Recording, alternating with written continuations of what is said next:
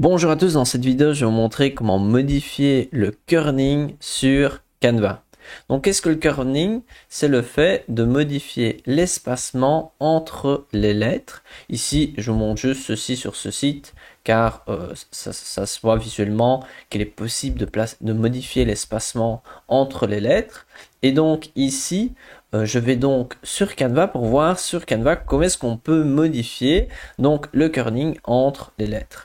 Donc tout d'abord je vais rajouter du texte en appuyant sur la touche T de mon clavier. J'ai donc du texte ici et je vais écrire ici peut-être par exemple Canva.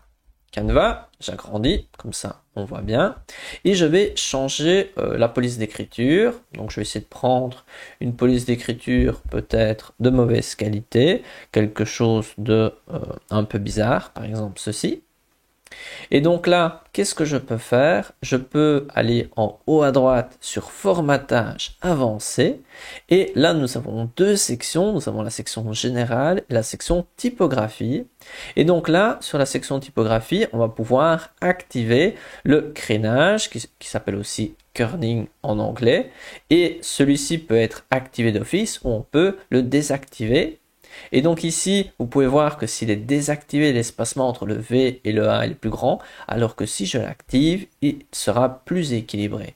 Et donc, contrairement à d'autres outils plus avancés, il n'est pas possible de modifier spécifiquement nous-mêmes à la distance souhaitée. On sait juste soit décider de ne pas activer cette correction automatique de Canva, soit on l'active. Et donc ici, je vais mettre les deux textes un à côté de l'autre. Donc celui-ci, et je vais mettre ici typographie, je vais le désactiver. Ensuite, je vais faire un copier-coller, CTRL D.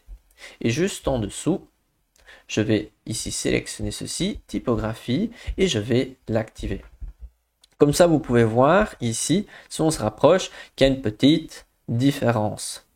À noter que pour certaines polices d'écriture, donc ça va vraiment dépendre d'une police d'écriture à une autre, dans certains cas, la différence sera plus marquée, dans d'autres cas, ce sera moins marquant. Ici, la grande différence, c'est principalement entre le V et le 1, les autres lettres sont peu impactées. Je vous montre un autre exemple, j'appuie sur T, j'ai donc du texte, je vais changer la police d'écriture. Je vais essayer de prendre quelque chose, une police d'écriture de moins bonne qualité, où moins il y a plus de chances qu'il y ait un peu des écarts qui sont bizarres.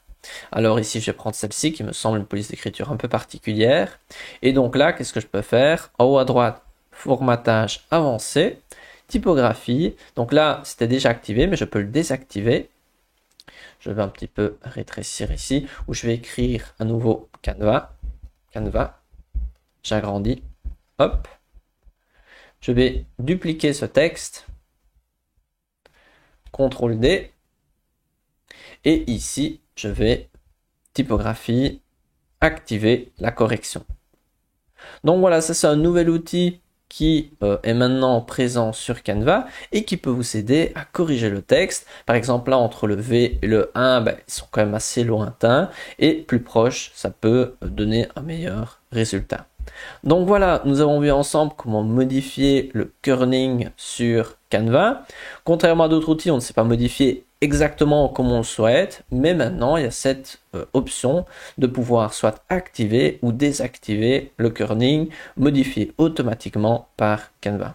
Donc voilà, maintenant vous savez réaliser cela. Si vous voulez voir les nouvelles fonctionnalités Canva propose, n'hésitez pas à regarder la playlist qui s'affiche à l'écran. Il y a plus de 10 vidéos qui parlent des nouveautés sur Canva que Canva vient d'annoncer ce mois-ci. Allez, à une prochaine, on se revoit dans une prochaine vidéo.